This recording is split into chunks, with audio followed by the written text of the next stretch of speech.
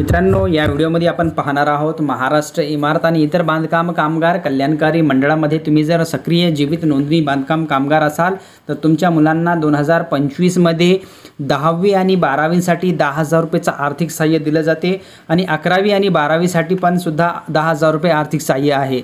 याच्यासाठी तुम्हाला काय करायचं आहे, mahaboc.in च्या वेबसाईटला यायचं। वेबसाईट आल्यावर इथं वेबसाईटवर असं इंटरफेस दिसेल, तुम्ही इथून डाउनलोड वाले ऑप्शनवरती क्लिक करून हे फॉर्म पाहू शकता। इथं जर आपण डाउनलोड ऑप्शनवर क्लिक केले तर असं तुम्हाला इंटरफेस दिसेल। इथं पाहू शकता विविध योजनांच्या माध्यमातून कामगारांना आर्थिक सहाय्य दिले जाते। सामाजिक सुरक्षा योजनाचे फॉर्म इथं तुम्ही डाउनलोड करू शकता आणि शैक्षणिक कल्याण योजनाचे फॉर्म सुद्धा इथून डाउनलोड करू शकता। तर मित्रांनो, आज आपण पाहणार आहोत बांधकाम कामगारांना च्या पाल्यांना इयत्ता 10वी आणि 12वीमध्ये 50% किंवा अधिक गुण मिळवल्यास 10,000 रुपये आर्थिक सहाय्य। याचा फॉर्म भरायसाठी कोणकोणते डॉक्युमेंट्स लागणार आहेत आणि कागदपत्र काय काय लागणार आहेत सविस्तर माहिती या व्हिडिओमध्ये आपण पाहणार आहोत। तर मित्रांनो, तुमच्या बांधकाम कामगारांच्या पहिल्या 2 पाल्यांना 10वी आणि 11वी किंवा 12वीसाठी 10,000 रुपये आर्थिक सहाय्य दिले जाते। याच्यासाठी तुम्हाला हे फॉर्म भरून द्यायचं आहे। हे फॉर्म कुठं भरायचं आहे, mahaboc.in च्या वेबसाईटवर यायचे आहे। आल्यानंतर इथं असं इंटरफेस दिसेल। त्याच्यानंतर बांधकाम कामगार दाव्यासाठी ऑनलाईन अर्ज करा या टॅबवरती क्लिक केल्यानंतर इथून आपण ऑनलाईन क्लेम भरू शकता। तर मित्रांनो, सर्वप्रथम mahaboc.in च्या वेबसाईट आल्यावर आपल्याला क्लेमचा ऑप्शन सिलेक्ट करून क्लेम करायचा आहे। इथं रजिस्ट्रेशन नंबर न्यू क्लेम करून इथं जे रजिस्ट्रेशन नंबर आहे ते टाकायचा आहे। तर आपण सविस्तर माहिती या फॉर्ममध्ये बघून घेऊया। महाराष्ट्र इमारत इतर बांधकाम कामगार कल्याणकारी मंडळ एज्युकेशन वेलफेअर स्कीम शैक्षणिक कल्याण योजना E02 या योजनेचा क्लेमचा कोड आहे आणि इथं आपण स्क्रीनवरती पाहू शकता। नोंदणीकृत बांधकाम कामगारांच्या पहिल्या 2 पाल्यांना इयत्ता 10वी व 12वीमध्ये 50% किंवा अधिक गुण मिळवल्यास 10,000 रुपये आर्थिक सहाय्य। आता याचा तपशील आपण इथे स्क्रीनवरती पाहू शकता। हे फॉर्म तुम्हाला भरून द्यायचं आहे, ऑनलाईन क्लेम करायचं आहे। इथं सर्वप्रथम तुमचं हे पहिलं जे ॲप्लिकंट अर्जाचा तपशील हे ऑटोमॅटिक सिस्टम घेत आहे, हे तुम्हाला भरायची गरज नाही।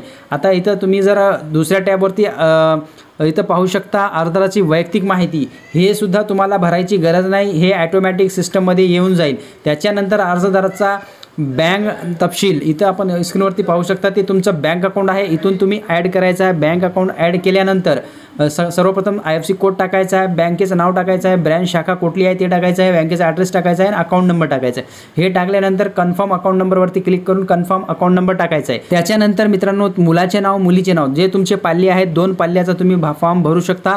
इथं मुलं आणि मुलीचं नाव सिलेक्ट करायचं, आधार नंबर येईल, त्याची एज वय किती आहे ते येईल। त्याच्यानंतर स्टँडर्ड इयत्ता 10वी किंवा 12वी 11वी कोणत्या इयत्तेत शिकत आहे ते इथं टाकायचं आहे। त्याच्यानंतर शाळेचं महाविद्यालयाचं नाव इथं तुम्हाला टाकायचं आहे, शाळे महाविद्यालयाचा पत्ता इथं टाकायचा आहे आणि आसन क्रमांक म्हणजे तुमचे जे विद्यार्थी आहे ते पाल्य आहे त्याचा बैठक क्रमांक जे की त्याच्या रिझल्टवर असेल ते टाकायचं आहे आणि शैक्षणिक मंडळ बोर्ड ऑफ एज्युकेशन जे मंडळ तुमचं कोणतं आहे ते इथं मंडळ टाकायचं आहे एज्युकेशन आणि उत्तीर्ण झाल्याचे वर्ष 2025 इथं टाकायचं आहे। त्याच्यानंतर ऑब्टेन मार्क्स तुम्हाला पाल्यांना जे मार्क्स मिळाले कितीपैकी मिळाले ते इथं टाकायचं आहे, एकूण गुण इथं टाकायचं आहे आणि पर्सेंटेज टक्केवारी इथं टाकायचं आहे। हे सर्व भरल्यानंतर मित्रांनो, तुम्हाला किती डॉक्युमेंट्स लागणार इथं कंपल्सरी डॉक्युमेंट्स स्क्रीनवरती पाहू शकता।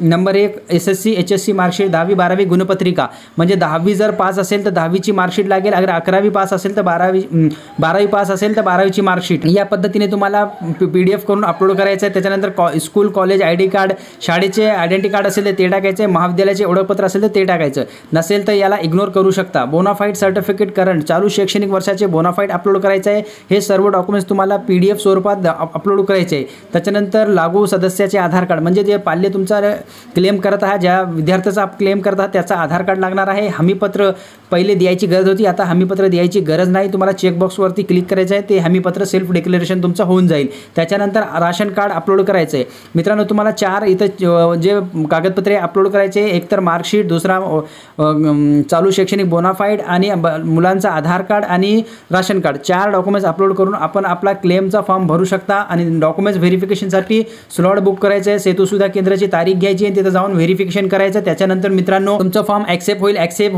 होऊन तुम्हाला DBT व्हायला मिनिमम मॅक्झिमम 3 महिने लागतील। अशा प्रकारे तुम्ही क्लेम करू शकता आणि 1-2 मुलांचं 10,000 आर्थिक सहाय्य घेऊ शकता।